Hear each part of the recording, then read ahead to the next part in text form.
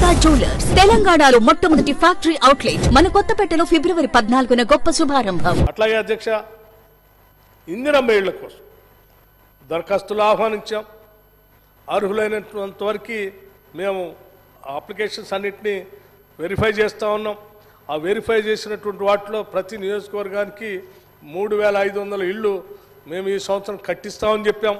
దానికి సంబంధించినంతవరకు ఈ బడ్జెట్లోనే 7740 కోట్లు పెట్టాము అధ్యక్ష. ఇతర నిధుల్ని ఇతర నిధులు కావాల్సిన నిధులు కూడా మేము సమీకరించుకోవడానికి హడ్కోనో లేకపోతే ఇతరత్ర హౌజింగ్ సంబంధించినటువంటి కార్పొరేషన్లు ఉంటే వాటి దగ్గర నుంచి కూడా కొంత నిధులు తీసుకొని వచ్చి ఈ సంవత్సరం మీ అందరికీ మరొకసారి భరోసా ఇవ్వటమే కాదు మాట కూడా ఇస్తున్నాం.